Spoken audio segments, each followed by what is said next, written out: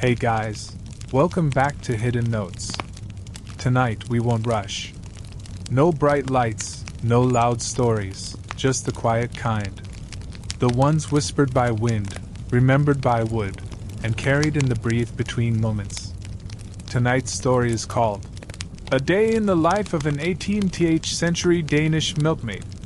It's a quiet journey, soft footsteps on dewy grass, the rhythm of milking at dawn, and the hush of candlelit evenings in a thatched cottage. Let this simple day cradle you gently toward rest. And friends, I'm deeply curious. Globe showing Europe, Africa, where are you watching from tonight? Mantelpiece clock, what time is it where you are? Person in bed, does this help you sleep? Or just breathe a little easier? Let me know in the comments. I love reading your notes from around the world. If you're new here, subscribe. If the quiet speaks to you, like this video.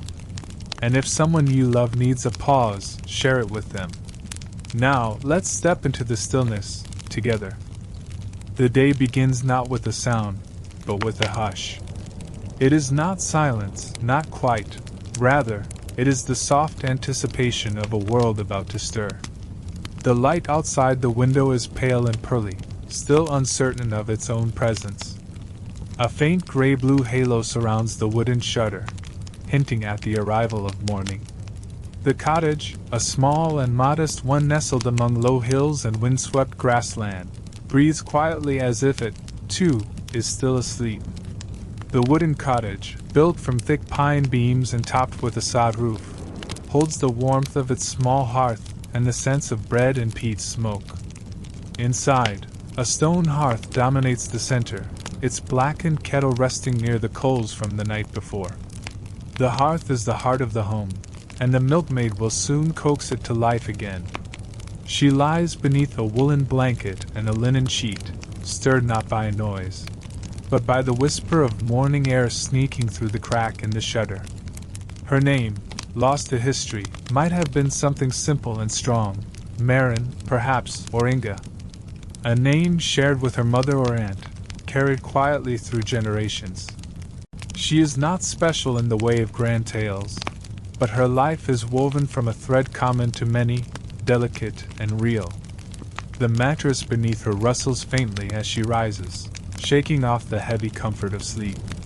The coarse linen of her night shift brushes against her skin. She swings her legs over the edge of the bed, feeling the chill of the wooden floor against her bare feet. She pauses, breathes in deeply. The air carries a hint of peat smoke, cold iron, and the faint, familiar scent of wool. She steps quietly across the room and opens the shutter. The outside world greets her softly, the sky still half asleep, the trees motionless, the grass silvered with dew. The morning mist hovers close to the earth, thick and gentle, wrapping the thatched roofs and dirt paths of the village in a gauzy veil. She crosses to a small basin of water and splashes her face. The cold shocks her gently into full wakefulness. A linen cloth dabs away the drops. Her mirror is no more than a small sheet of polished metal, slightly warped, but it serves its purpose. She braids her hair quickly, tying it back with a strip of cloth. Her clothing hangs on a wooden peg. Today, she chooses a dress of faded green wool, a bodice laced over a clean chemise. An apron, thick with past use, is tied around her waist. Woolen stockings and sturdy leather clogs complete the ensemble. All are hand-mended and worn with pride. She gathers her tools, a wooden bucket, a coarse linen cloth, a shawl for the morning's chill, and steps outside. The grass kisses her clogs with moisture, and the silence is filled only by the soft creaking of wood, the distant bleating of sheep, and the rustle of birds waking in the trees. Before she heads to the barn, she must fetch water. The well stands near the village green, its stones cool and damp. The crank handle is heavy, the rope rough against her hand, but she moves with familiarity and ease. As the bucket rises, water glistens on the rim, spilling slightly, catching the morning light like spun glass. She pauses to rest a moment, setting the bucket down beside her. Nearby, a cat stalks across a low stone wall, tail flicking, eyes sharp. A neighbor's door creaks open, and an older man steps out, nodding to her. She returns the gesture with a faint smile.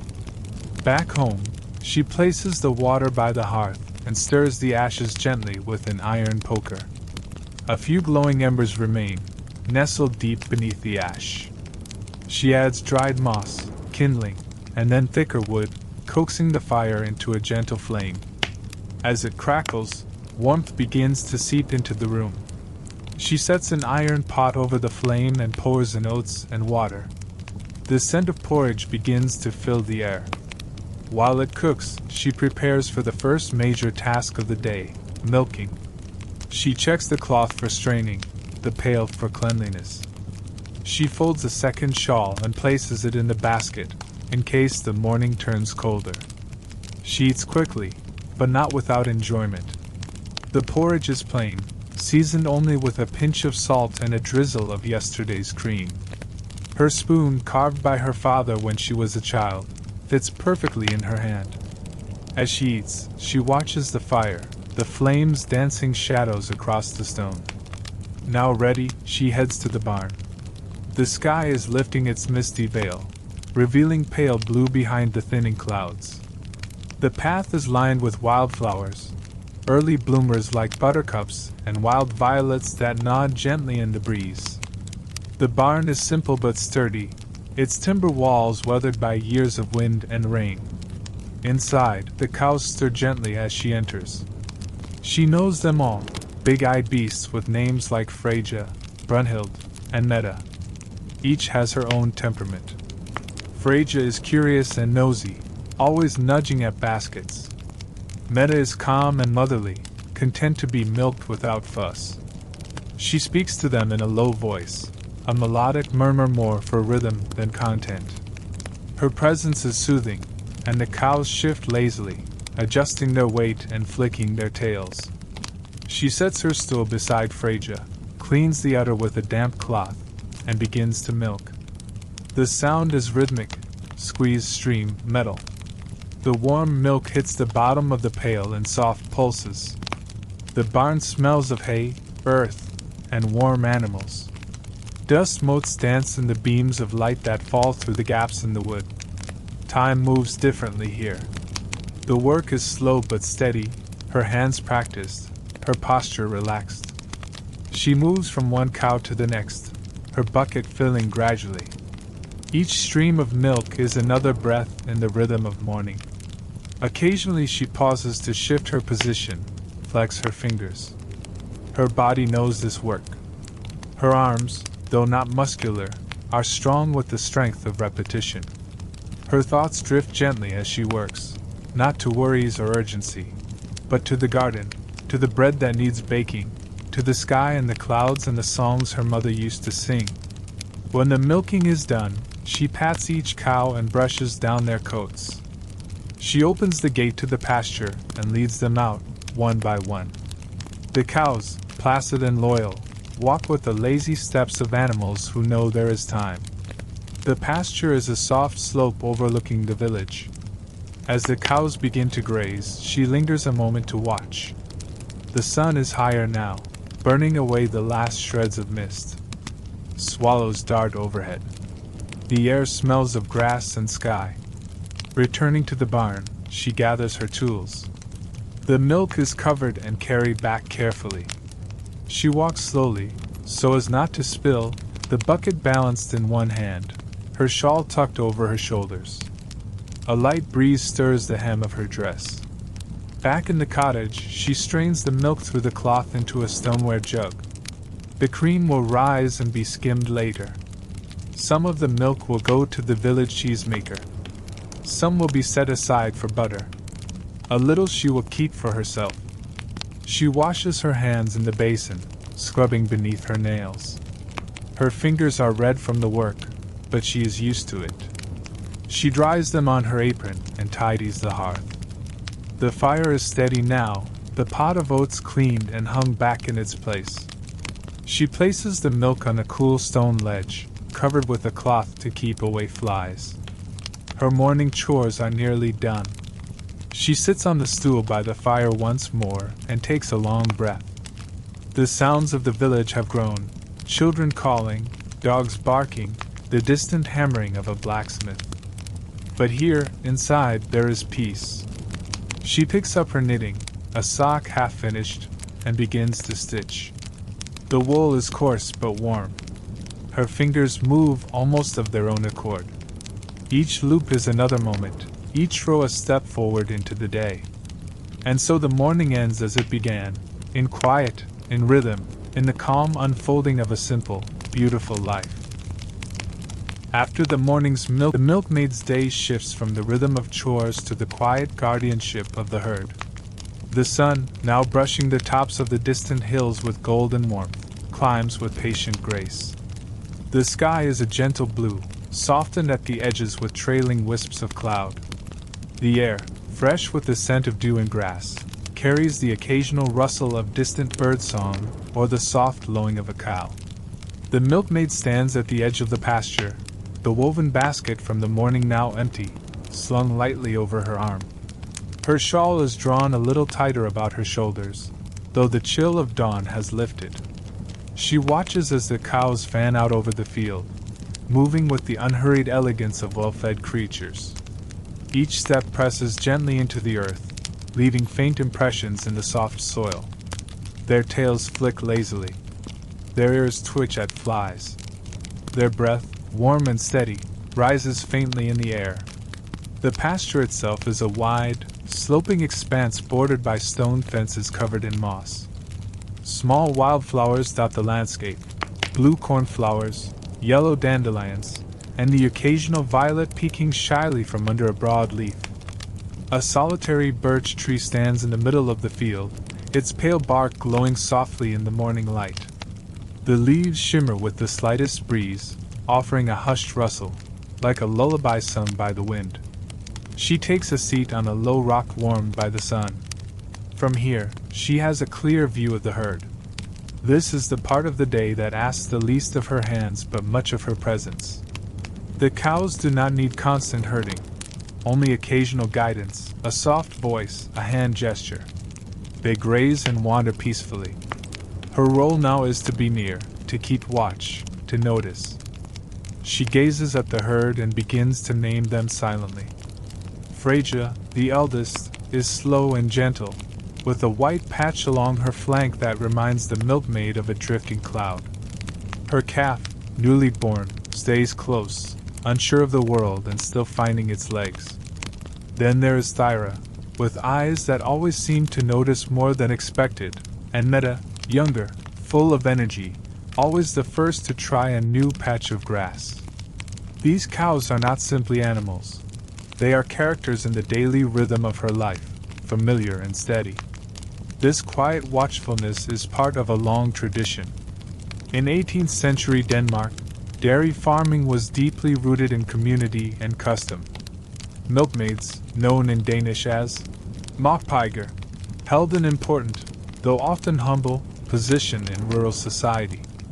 Their tasks required knowledge, how to detect illness in a cow, how to track changes in milk yield, when to change grazing patterns based on the grass's health.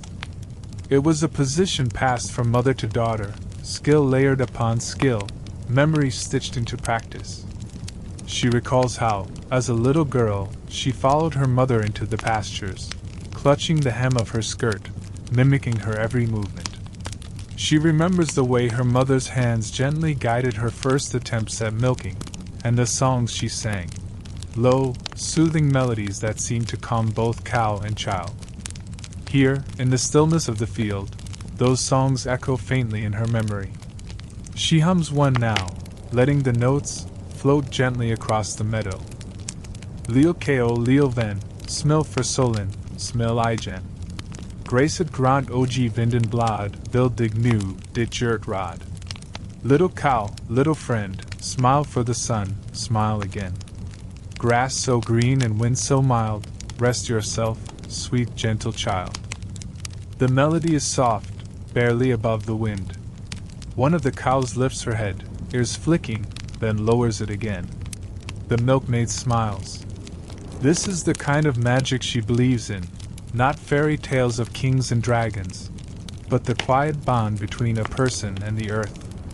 She resumes her knitting, but pauses frequently to observe the herd. When the cows shift position, she rises to walk among them, ensuring they have not ventured too far toward the fence. She walks slowly, trailing her hand through tall grasses that tickle her fingertips. A grasshopper leaps from a blade nearby, vanishing with a soft rustle. Under the shade of the birch tree, she notices the way the light plays across the ground. Shadows stretch and curl. She watches ants travel in steady lines, burdened with crumbs and seeds. A beetle turns over a leaf, and a butterfly lands on her skirt for the briefest moment before fluttering away. Time moves differently in the pasture. Minutes stretch into hours, but without boredom. There is always something to see, some small detail to notice. She finds the changing sounds of the cows, their occasional lowing, the crunch of their chewing, the snort of breath, a kind of symphony. Not composed, but harmonious nonetheless. She remembers a story her grandmother told, of a milkmaid who once fell asleep under a tree and dreamed of a world where cows spoke in poetry and stars grew on grass blades. In the dream, she was told the secret of the earth's turning, but woke before she could speak it aloud. The milkmaid smiles to herself, thinking how such stories live best here, in fields with birdsong and mist. A sudden flutter draws her attention. A stork, long-legged and serene, alights in the far corner of the pasture. It pecks at the earth methodically. The milkmaid watches with admiration. In folklore, storks were thought to bring luck and to protect households. Some said they carried the souls of the unborn. She nods gently in greeting, honoring its presence.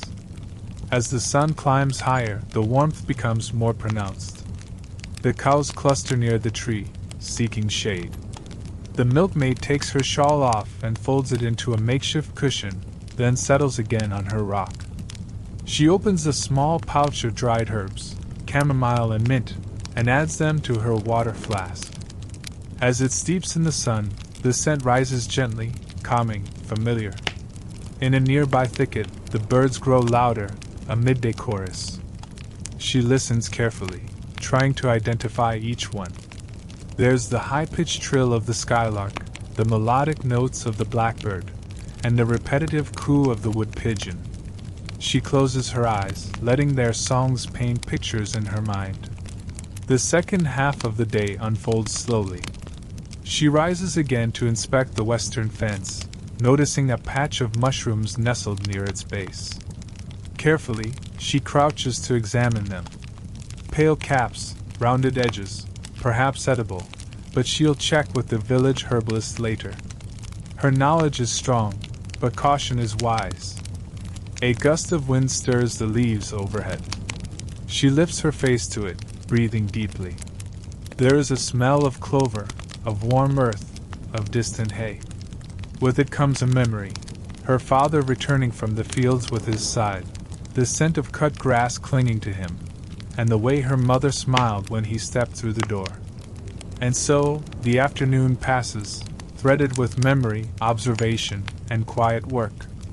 The milkmaid repairs a bit of broken fence, gathers wild herbs for later drying, and carves her initials softly into a branch of the birch. Not to mark ownership, but as a token of presence. A sign that, on this day, she was here. Toward evening, the light changes again. It thickens, mellows, wraps the pasture in gold. The cows, as if sensing the shift, begin to drift toward the gate. The milkmaid stands and brushes the grass from her skirts. She takes one last look at the pasture, letting her gaze travel across the hills, the trees, the quiet. Then, softly, she calls to the herd. "Come new, pigger. Tid at gem. Come now, girls. Time to go home." They respond, slowly but willingly, forming a loose line behind her. The bells on their necks jingle with a rhythm that feels ancient, almost ceremonial. Together they make their way down the path, past the birch tree, the stone fences, the lichen, and the stream. The day is not yet done. There will be evening milking, washing, the storing of cheese, the lighting of lamps. But for now, this slow return carries the peace of the pasture with it. Tomorrow, the rhythm will begin again. The sun now sits high in the sky, casting a warm, even light across the farmstead. The shadows beneath the trees shrink inward, drawing in tight. It is midday, a natural pause in the rhythm of the milkmaid's world, a time neither of urgency nor idleness, but of quiet purpose. In this still, golden hour, the milkmaid returns from the pasture with the cows following at a calm, meandering pace. Their bells sound softly as they sway with each step. Once back at the homestead, the milkmaid tends to the midday routines. Her hands, though busy, move with a practiced ease. She refreshes the water in the trough, checks the salt lick, and quietly coaxes the cows into the shaded barn where they will rest from the full strength of the sun. The barn is cool, its air scented with hay and the earthy musk of livestock. Sunbeams cut through the small gaps in the wood, creating pale ribbons of light that shift gently with the breeze. Now begins the milkmaid's hour of rest, yet even rest carries its own kind of rhythm. She walks slowly to the small cottage where she stays, its walls whitewashed, and its roof thatched with care. A vine, thick with green leaves and the first hints of summer blossoms, winds itself around the doorway. Inside, the air is cool and familiar. The wooden table is set simply, with a linen cloth, a small bowl of berries, and the remains of a morning loaf. She takes her meal with quiet gratitude. Bread softened with a bit of goat's cheese, berries picked earlier in the season, and water steeped with mint. Each bite is savored, not rushed. The act of eating is meditative, a time to reconnect with the body, to honor the energy it spends in the service of others. After eating, she removes her apron, folds it neatly, and sets it beside her small sewing basket. The afternoon hours are dedicated to her craft. Like many milkmaids of her time, she is also a maker of small things, embroidered kerchiefs, woven grass dolls, linen patches stitched with care. These crafts are more than idle pastimes. They are contributions to the household, to the market, and to her future dowry. She settles by the window, where the light is strongest. A breeze stirs the curtains, bringing with it the scent of clover and distant pine. Her needlework begins, slow, rhythmic, precise. The cloth is simple linen, the thread dyed from local plants. She works a pattern of vines and small flowers, each stitch placed with quiet focus. As she sews, her thoughts drift. The needle guides the mind, inviting a gentle kind of daydreaming. She thinks of her mother's hands, strong, scarred, and steady, teaching her this very pattern.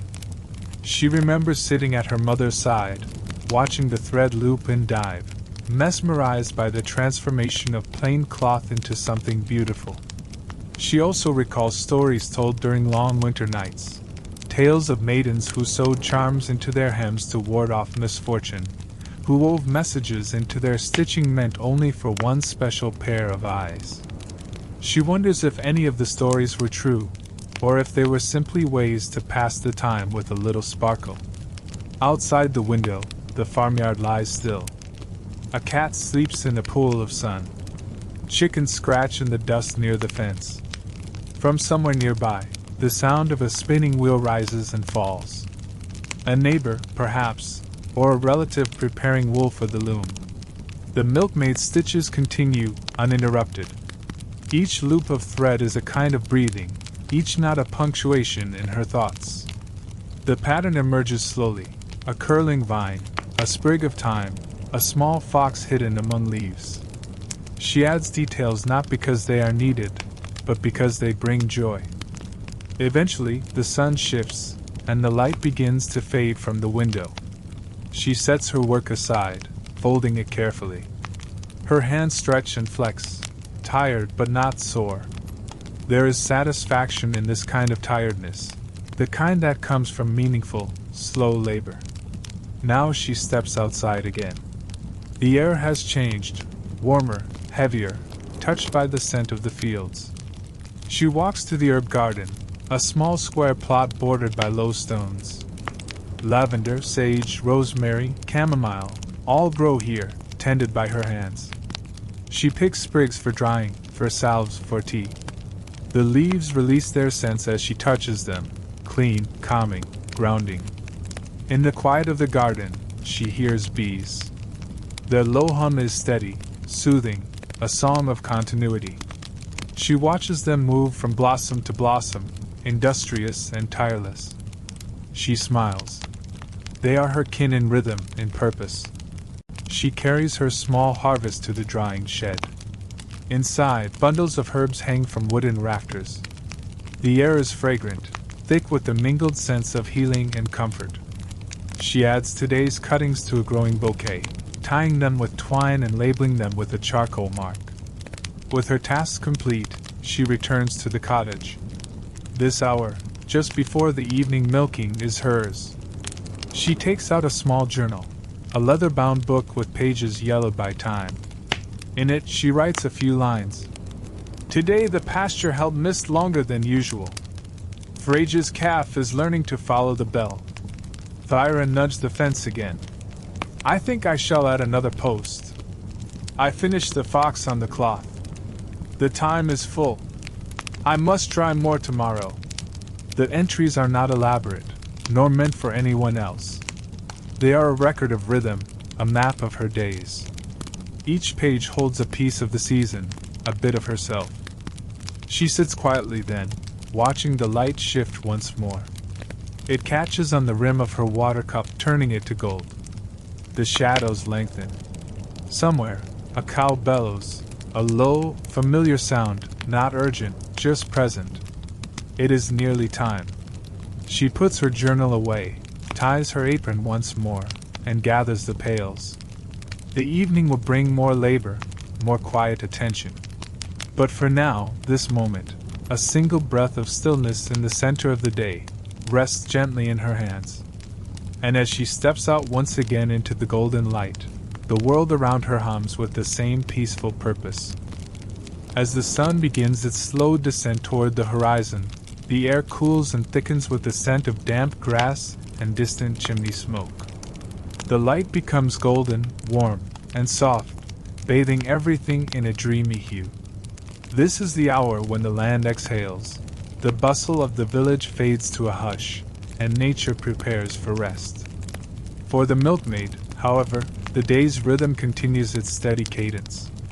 With gentle determination, she steps out from the cottage and retrieves the milking pails from their place by the door. They are made of tin, cool to the touch, their surfaces glinting faintly in the amber light. She carries them with practiced ease, one in each hand, her posture upright but relaxed. The cows await her in the shaded barnyard, their low calls greeting her like familiar music. Freja is first to meet her gaze, steady, dependable Freja, who always takes her place without coaxing. The others follow, forming an unhurried procession into the milking shed, where the air is filled with the mingled aromas of hay, wood, and warm breath. Inside, she lights a small lantern and sets it on a nearby shelf. Though twilight lingers outside, the interior of the shed is dim. The lantern casts a soft glow, its flame flickering gently as if dancing to the rhythm of the coming task. The walls, lined with timber beams darkened by years of use, absorb the quiet light, offering a kind of sanctuary. She kneels beside the first cow, her stool positioned just so. The cow shifts slightly, but does not startle. There is a deep trust here, built over seasons of consistency and care. The milkmaid speaks in a low, soothing voice, not with words meant to be understood, but with tone, with intention. Her hands move expertly. The initial moments of contact are slow, deliberate, ensuring comfort.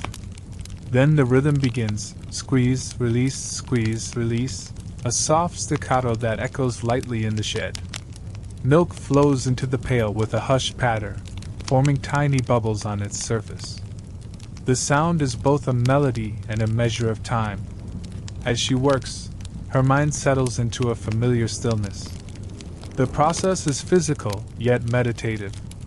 Each movement, each breath, is a continuation of the day's earlier rhythm. She listens to the small noises, the creak of wood, the shift of hooves, the distant song of a blackbird preparing for night. When the first cow is done, she gently pats its side and guides it out into the yard. Another takes its place, and the pattern begins anew. With each new cow, the milkmaid notes small details, the tension of muscles, the clarity of eyes, the texture of hide. These are signs, subtle but important, revealing health and mood. Outside the shed, the last rays of sunlight catch the edge of the roof, glowing orange against the thatch. A breeze stirs the leaves in the nearby linden tree, sending a faint rustle through the air like a whispered conversation. The chickens have begun to roost, huddled together in their coop, feathers puffed and eyes heavy. After the last cow is milked and the pails are full, the milkmaid carries them back to the cottage. The walk is slower now, the weight of the pails a steady pull on her arms. She takes the longer path, winding past the herb garden, past the mossy stone bench where she sometimes sits in quiet thought. Along the way, fireflies begin to appear, tiny stars hovering just above the grass, blinking gently. Inside, she pours the fresh milk into earthenware jugs for cooling. Some will be set aside for tomorrow's cheese, some for drinking, and some to be traded with neighbors. She filters it through cloth, folds the corners carefully, and sets the jugs near the cool hearth where the evening air will keep them fresh. Next comes the washing. She fills a basin with water drawn from the well earlier in the day. The pails are rinsed, scrubbed, and set to dry. The cloth filters are soaked and gently wrung. The process is unhurried, each action given its due. There is something deeply satisfying about the restoration of order, the quiet return of things to their place. Afterward, she lights a few candles and sets them in the windowsill. Their flickering light joins the lantern's glow, creating a soft cocoon of warmth in the gathering dark. Outside, the world is fading into deep blues and silvers, the first stars just beginning to show. Dinner is modest, a porridge of barley, sweetened with dried fruit and a touch of honey. She eats slowly, savoring the simple flavors. The spoon clinks gently against the bowl, the sound barely louder than a breath. When she finishes, she sets the bowl aside and pours herself a cup of herbal tea, lavender, chamomile, and mint. It is a blend of calm, of gentle endings. She sits by the hearth, the candlelight flickering against the worn wooden floor. Her journal rests in her lap. She writes. Evening came softly. The cows were calm. Frage's calf followed without hesitation. The milk was sweet today, with a softness to it. The fireflies returned in numbers. I think they know when the air is kind. Her pen moves slowly, not for lack of words, but from a desire to capture them properly. These reflections are not records in the modern sense, but meditations, small offerings to the day just past. Later, she steps outside one last time. The night is quiet, save for the occasional chirp of a cricket or the soft whoosh of wings in flight. The moon is rising, a pale crescent hanging low above the treetops. She walks a little way down the path, just to feel the night on her skin. She breathes deeply. The world smells of wood smoke, of damp earth, of distant fields. It is the scent of sleep, of rest. She closes her eyes and listens, to the wind, to the heartbeat of the land, to the quiet within herself. Then, slowly, she returns to the cottage. She washes her hands and face, changes into her nightdress, and draws the heavy curtains. The bed is simple, its linen cool and comforting. She slips beneath the covers, pulls them up to her chin, and lets her eyes fall closed. Outside, the stars wheel above the farmstead. The cows settle in the barn. The embers in the hearth glow softly. The candle flickers one last time, then fades. And in that perfect stillness, the milkmaid sleeps. As twilight descends upon the Danish countryside, the world around the milkmaid transforms. The clamor of the day fades into a serene hush, and a coolness settles over the fields. It is in these quiet hours that the rhythm of life slows into a gentle murmur, and the boundaries between waking and dreaming begin to blur. For the milkmaid, nightfall is not simply an end, it is a transition into reflection, imagination, and sleep, wrapped in the scents of hay and wood smoke, under the soft shroud of moonlight. As the sun lowers behind the distant birches, the sky paints itself in dusky shades of violet and rose. The milkmaid finishes her evening chores with a different kind of pace, measured, unhurried, as though she is folding the day carefully away. The cows have already been brought back from pasture, and now they shift quietly in the barn, their hooves thudding softly against straw. She moves between them, lantern in hand, the flame casting golden shadows along the timbered walls. The rhythm of milking in the evening is slower than in the morning. There's a sleepiness in the air that seems to soften every sound. The milk streams gently into the pail, a steady, whispering flow. She hums under her breath, not to entertain the animals, but to lull herself into the cadence of the task. It's a private ritual, one shaped by repetition and quiet mindfulness. Outside, the birds have gone still. A distant owl begins its low call. After the milking, she feeds the chickens a last handful of grain. They cluck and rustle in their coop, then settle as the light fades. She checks on the piglet, sleeping warm in its straw nest, and strokes the nose of the barn cat, who blinks lazily up at her before curling back into a ball atop a hay bale. She gathers the milk pails and walks slowly toward the cottage. The air is cool now, fragrant with the scent of earth and grass. The world feels held in a breath. The hearth in the cottage crackles gently, and the milkmaid places her pails aside, her hands and shoulders grateful for the rest. She removes her shawl and apron, shakes off her clogs by the door, and washes her hands in the basin, the water chilled from the well. The evening meal is simple, perhaps a slice of rye bread, a piece of cheese, and a bowl of barley porridge flavored with honey and herbs. She eats slowly, sometimes in silence, sometimes in the company of a sister or an elder who shares the cottage. Conversation is gentle, quiet. They speak not of the hardships of the day, but of what was seen, the fox near the brook, the way the wind bent the tall grass, the way the clouds changed shape over the barn roof. Afterward, the milkmaid lights a candle and sets it near the window, casting a soft halo across the table. The flame flickers against the glass, creating twin shadows that sway with the breath of the room. It is the sacred time, either fully day nor holy night, where reflection begins. She may sit with her sewing, darning a stocking, or patching a tear in her work dress. Her hands move gently, almost instinctively. There is peace in these small tasks, in the rhythm of the needle, in the closeness of the candlelight. Beside the candle is a small leather-bound book, her journal. The milkmaid opens it, the pages soft from use, and begins to write. Her script is slow, her words careful. She writes not to document grand events, but to preserve the details that would otherwise be lost, the look of the sky, the smell of the hay, the song she heard from the far hill. She writes of feelings, too, not in elaborate prose, but in simple truths. Of gratitude for the calf's recovery, or the ache in her hands, or the strange dream she had the night before. These pages are not for anyone else. They are her own dialogue with time.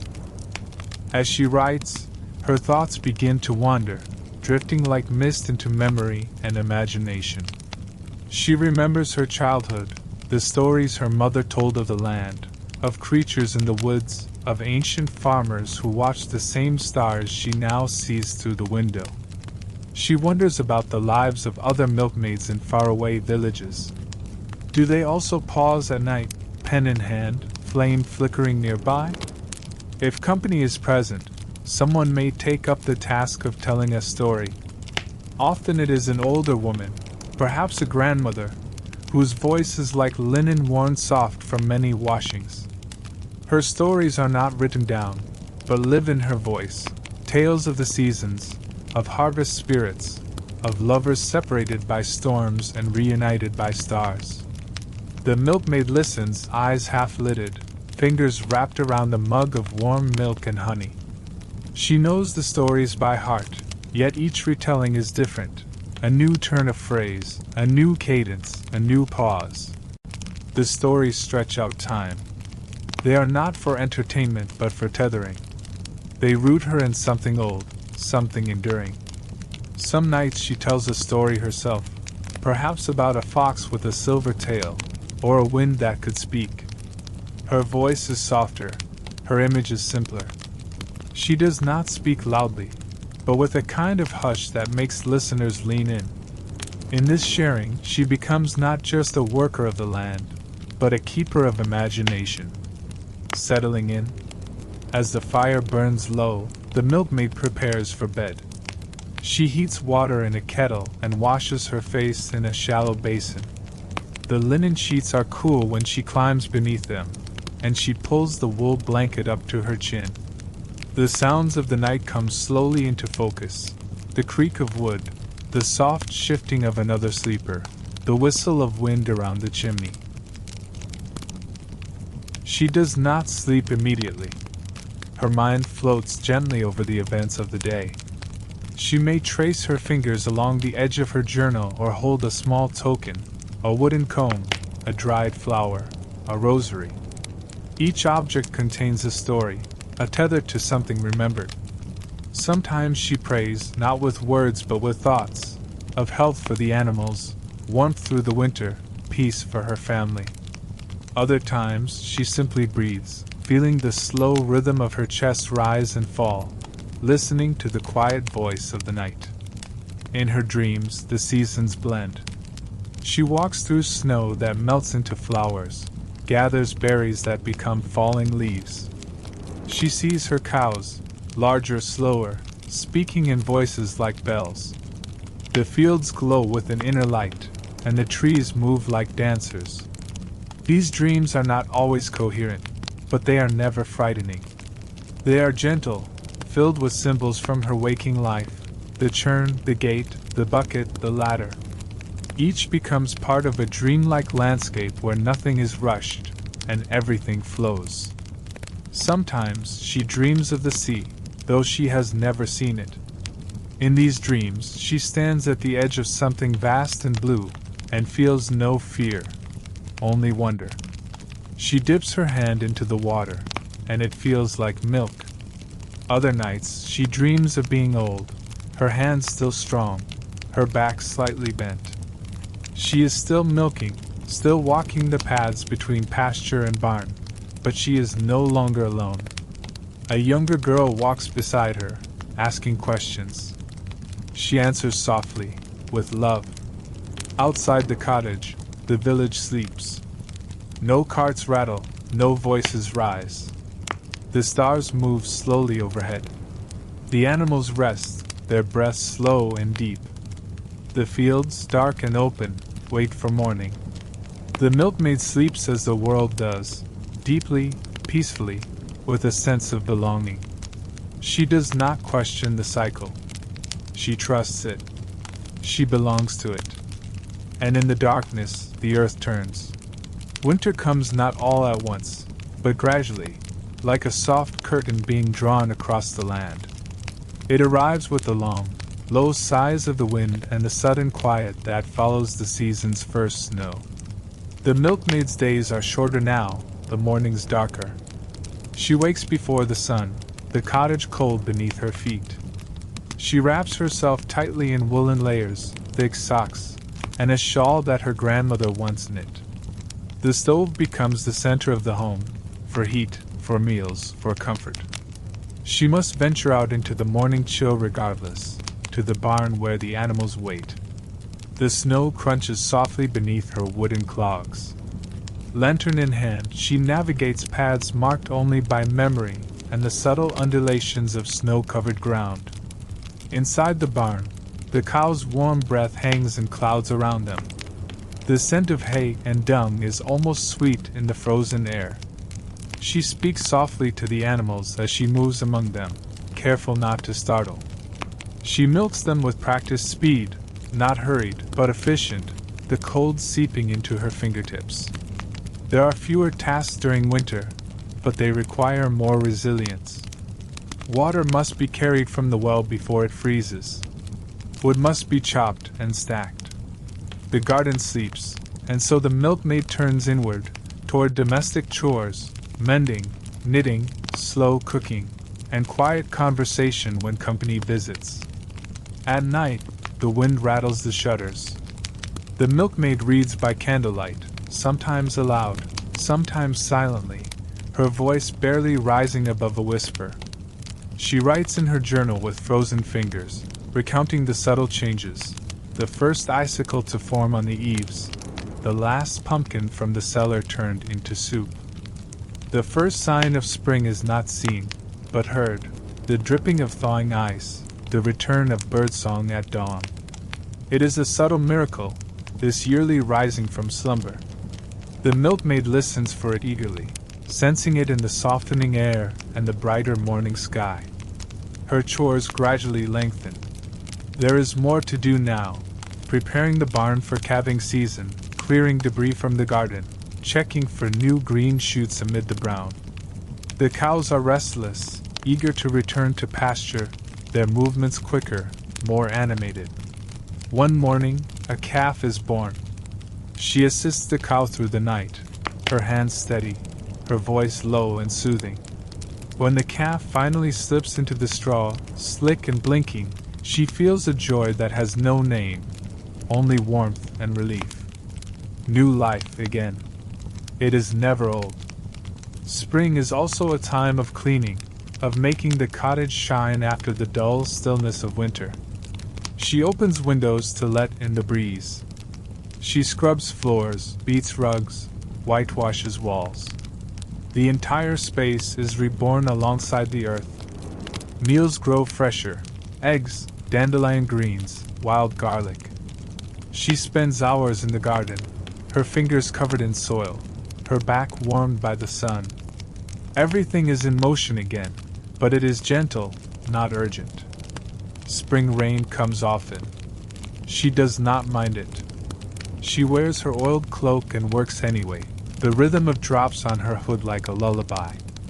Inside, the sound is different, a hush, a patter, a quiet promise that the land will flourish once more. If spring is the soft awakening, summer is the season of fullness. It is the height of color, of sound, of work. The days stretch long, golden at dawn, lavender at dusk. The milkmaid rises with the sun and does not rest until it sets. The cows graze far afield now, and she walks great distances each day. Her skin darkens beneath her bonnet. Her hands toughen. She feels strong, not from exertion, but from harmony with the land. Milk production is at its peak. She churns butter, makes cheese, and stores surplus carefully. She learns the subtle art of timing, when the cream is ready, when the rennet has done its work. Each task is a balance of intuition and tradition. She joins in haymaking, stacking it, turning it, laughing with the neighbor children who run through the fields. The air is full of buzzing insects, the sky scattered with swallows. Her voice joins the low songs of the women as they work, songs passed down through generations, meant to pace the labor and keep spirits high. Meals are plentiful and varied, berries picked from the hedgerows, fish from the stream, bread baked with grain harvested the previous year. The evenings are long and golden. Sometimes there are dances in the village square, and she goes, even if she does not dance. She watches fireflies blink like tiny lanterns, and marvels again, as she always does, at the beauty of ordinary things. a bowl of cherries, a cat asleep on a sun-warmed stone. Autumn is a time of gathering, apples, grains, thoughts. It is a season of gratitude, of storing, of preparing for what is to come. The milkmaid feels it in her bones, the slowing, the deepening. The days shorten. The air crisps. She begins to bring the cows in earlier, their breath visible as they walk. The last of the garden is harvested. She dries herbs, bottles fruit preserves, and layers the root cellar with care. There is an ache to autumn, a sweetness tinged with sorrow. The land gives so much and asks only that we accept its impermanence. The milkmaid watches the trees turn, amber, rust, gold, and feels a kind of ache, not of sadness but of knowing. There are festivals now, small ones in the village, to mark the end of the growing season. She brings bread and cheese, wrapped in linen. The children wear wreaths of leaves. She spends time mending clothes for winter, checking the roof for leaks, securing the barn. Each task is a goodbye to warmth, a welcome to silence. One morning, frost appears on the windowsill. She breathes on it gently and draws a spiral with her finger. The cycle is nearly complete. The wheel turns again. Through it all, the milkmaid endures, not with defiance, but with grace. She is not separate from the land. She is its echo. Her hands bear its history. Her silence carries its voice. Each season writes itself into her life. The softness of snow, the promise of buds, the blaze of midsummer, the hush of fall. There is no need for haste, no hunger for more. Only presence. Only rhythm. As the final candle flickers low, and the stars reclaim the sky, the milkmaid sleeps, wrapped in linen, wrapped in story, wrapped in time. And outside her window, the wheel of the year turns on. The year is not merely a calendar for the milkmaid, it is a breathing, flowing presence, as tangible as the field she walks and the animals she tends. The seasons move not in abstraction, but in color, in scent, in the texture of wool and the tilt of light at dusk. As her body labors, her spirit is tethered to the rhythm of the land, and her life is lived in long, looping circles. This chapter traces the cycle of her year, from sowing to reaping, from the cold hush of January to the golden haze of October. It is a year seen not from above, but from within, from the vantage point of a woman who lives at one breath, one step, one touch at a time. The year begins in silence. The snow lies heavy on the thatched roofs, and frost traces fern-like patterns on the window panes. Mornings are dim and cold, and the milkmaid must light her lantern before the sun appears. Her breath hangs in the air like a cloud as she crosses the yard, boots crunching in hard-packed snow. Milking in January is a ritual of endurance. The barn is warm only by comparison, and the cow's bodies steam gently in the chill air. She works with numb fingers until the blood returns, aching as it thaws. The milk is warm, sweet, almost glowing in the cold gloom. She carries the pails carefully, mindful of the ice beneath her feet. Evenings are for mending, for quiet. The world beyond the cottage is still. Only the wind moves, and sometimes not even that. February. A subtle change begins. The sun lingers a little longer. There are days when the snow melts briefly on the south side of the barn, revealing brown earth and sleeping moss. The milkmaid notes the shift not just in light, but in sound. The birds begin to stir, calling shyly in the morning. She feels it in herself, too. A restlessness, a quickening. She begins to plan, to look at the stores and wonder if they will last. She shakes the rugs, checks for cracks in the windows. She moves a little faster now. The cows seem to sense it. Their milk thickens, and their coats begin to shed. The straw in the barn smells stronger, warmer.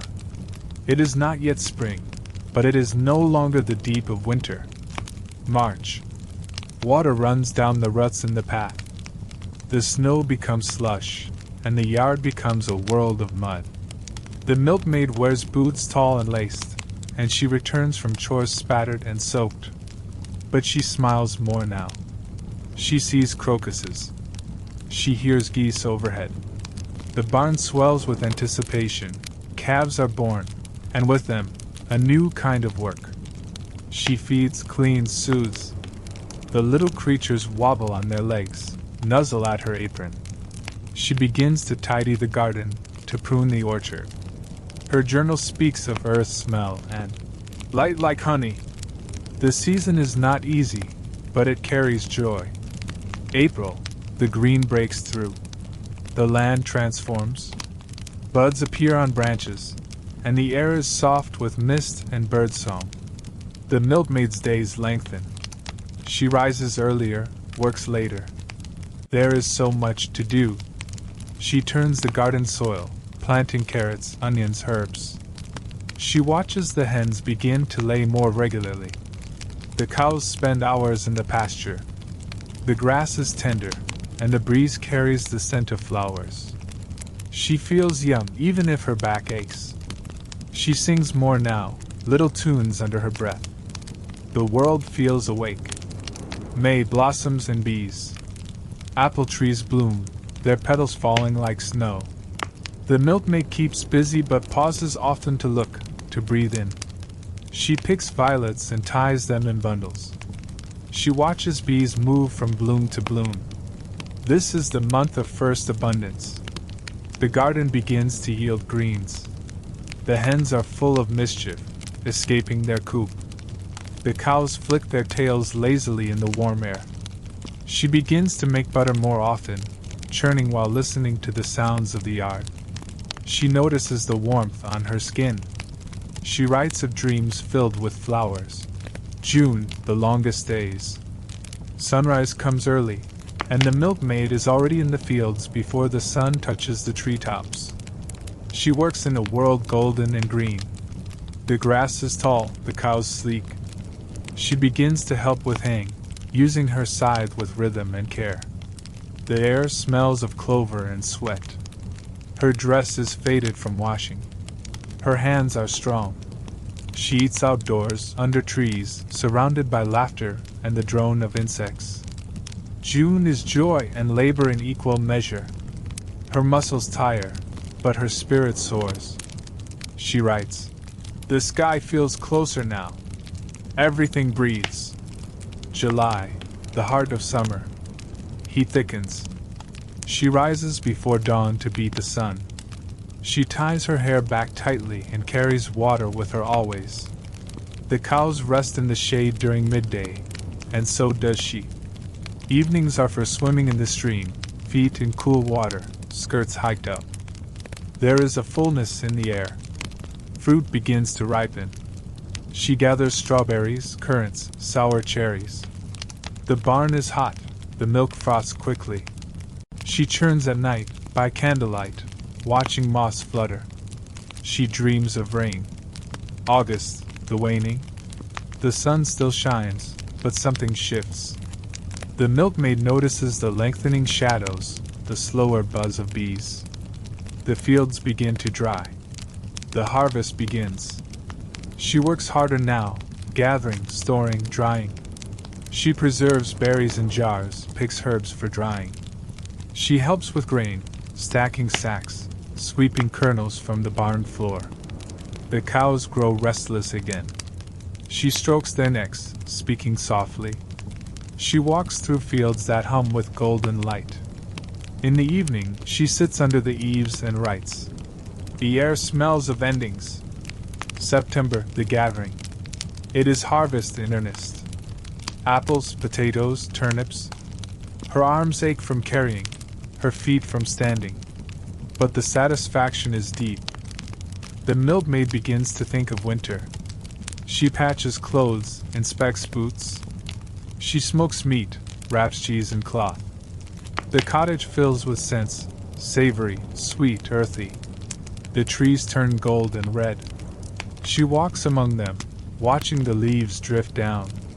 She thinks of what was planted, what was lost, what will return. Her journal entries are longer now. She writes, The world glows. I feel it in my chest. October, the last warmth. Frost returns. The cows' coats thicken. The barn becomes a place of refuge again. The milkmaid lights a small fire in the mornings now. The milk is richer, the butter yellow. She finishes the harvest. The shelves are full. The root cellar holds quiet promise.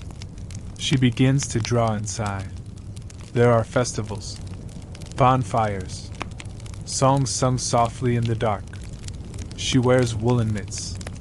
Her laughter is slower, but still there. She writes, "We've done enough. We'll rest now." November, drawing in. Rain falls. Leaves turn to mush underfoot.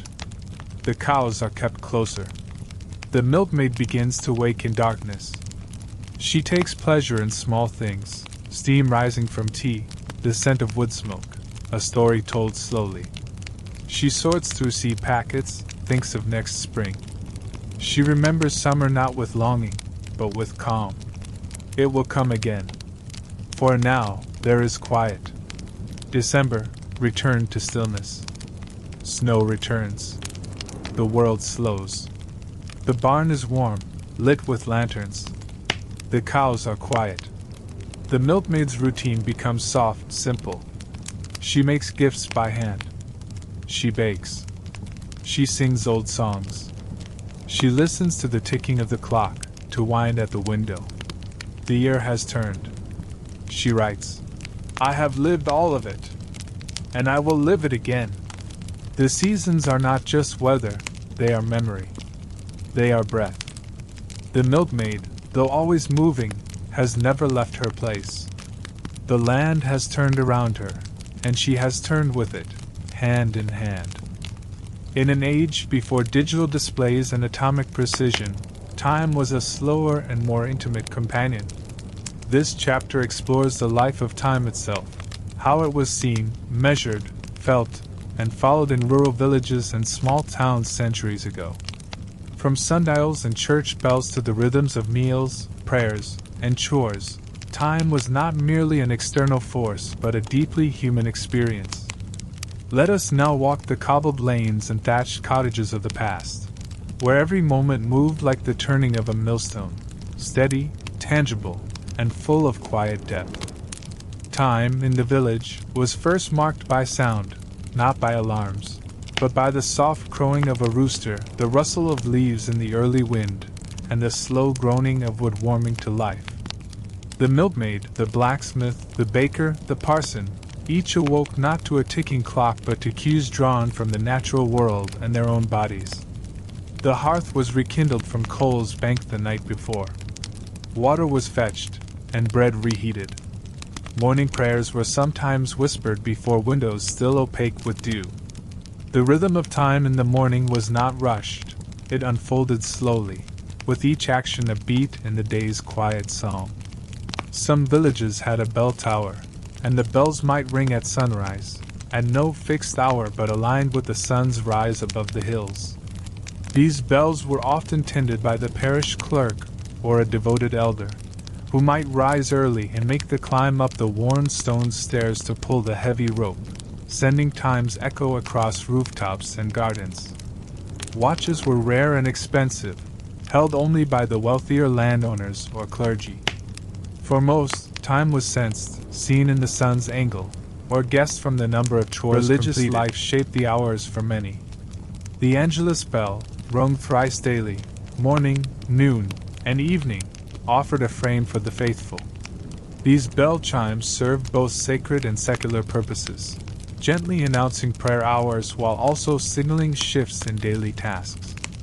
In monasteries, canonical hours, matins, lauds, prime, terce, sext, none, vespers, and compline regulated every action, from rising to sleeping, eating to working. While village life was not as rigorously scheduled, the presence of these rhythms was felt. Some might pause when the noon bell rang, bowing their heads briefly or simply acknowledging the sound with a moment of stillness. In many homes, meals were loosely tied to the bells. Breakfast followed the morning chime, The midday meal began after sext, and supper aligned with vespers. Yet, unlike today's strict lunchtime at precisely 12 p.m., these meals were not fixed. They moved with the light, with the work, with the weather. The church bell was also a community heartbeat. It rang for weddings and for funerals, for dangers such as fire or approaching weather. A different pattern signaled each event, and villagers knew the meaning instinctively. No announcement was needed. While large town halls or manor estates might have tower clocks, most rural places relied on simpler instruments, the sundial chief among them. Positioned in courtyards, near wells, or at the crossroads, the sundial was less a precision tool and more a gentle guide. Villagers would glance at the gnomon's shadow to judge when to begin afternoon chores, when to meet someone, or when to let the cows out to pasture. No one expected exactness. It was a shared language of approximation. In winter, the sundial grew less useful. Overcast skies obscured the sun, and shadows vanished. In those months, people turned inward, relying more on habit, on listening to their own body clocks. Time, in essence, became a conversation between the earth and sky, the hands and heart. In towns large enough to host weekly markets, a central clock tower often stood at the heart of commerce. These clocks were wound by hand, with great ceremony, by a custodian known to all. The tolling of the hour marked the start of trade, the opening of stalls, the closing of the day's business.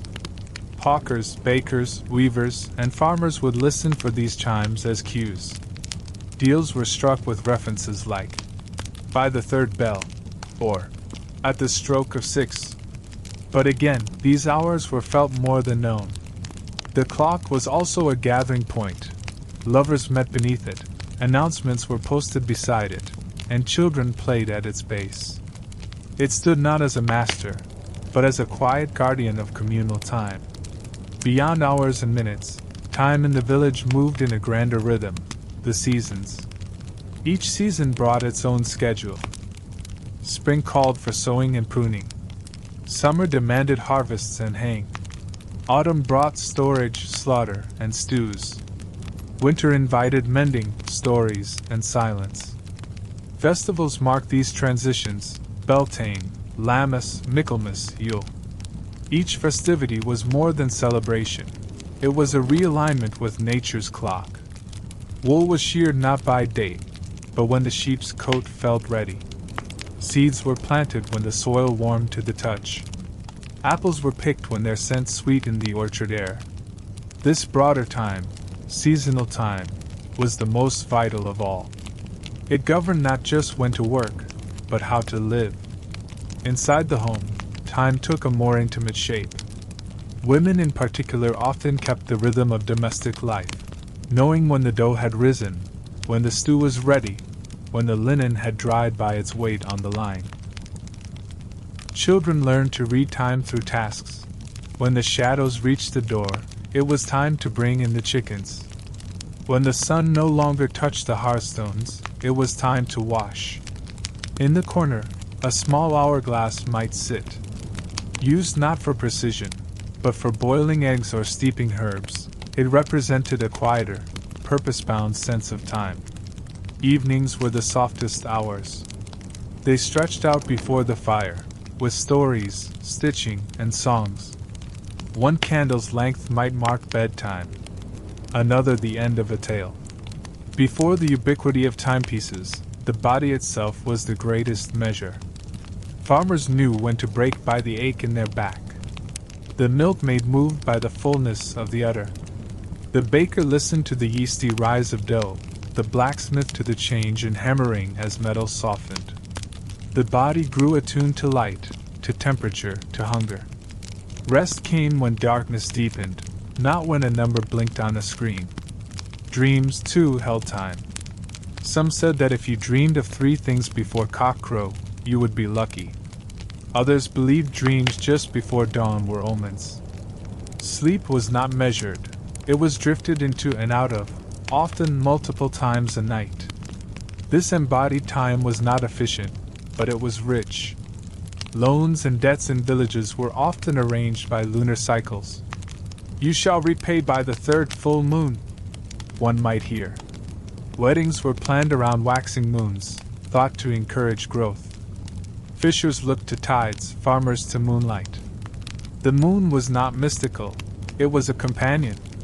Its silver wash across fields told the shepherd when to check his flock. Its thin crescent told the mother when to sow flax. Calendars were sometimes scratched into beams or notched on sticks. But most people carried the moon's calendar in memory, in muscle. Children marked time by birthdays, yes, but also by first harvests, first snowfalls, the day they could reach the apple tree's lowest branch. Elders told stories that began not with in 1722, but on the coldest winter I ever knew, or the summer of the bee plague. A life was measured in firsts and lasts. The first time a child churned butter alone. The last time grandfather split wood. The year the old well dried. Time was deeply personal. It did not demand synchronization. It asked only to be lived. Eventually, clocks came. Grandfather clocks were placed in halls. Pocket watches were passed down. The railways would bring stricter time. But even as ticking grew louder, many villagers held on to the old ways. A man might glance at his watch, then still say, "It feels like storm soon." Some refused to wind the clocks on Sundays, letting time rest. Time, in the end, was never truly taken from the people. It simply took new forms. We, too, can feel this old time, if we listen. In a quiet garden. In the pause before tea. In the moment just before the sun dips behind a hill. The village clock may no longer ring, but time still speaks in birdsong, in footsteps on cobblestones, in the slow fading of light. And perhaps, as we drift into sleep, we might feel it again, not ticking, but breathing. A clock that moves with us, not against us. A time that lulls, not drives. A rhythm not to follow, but to become. Under these same stars, she once rested, not knowing what tomorrow would bring, just the weight of the day, and the hush of nightfall. In a world of cold floors and warm milk, of wind in the grass and bread by the fire, she found peace, not in ease, but in rhythm. Tonight, may that same rhythm find you. May your breath slow, your thoughts soften, and your sleep come gently, like dusk over the fields,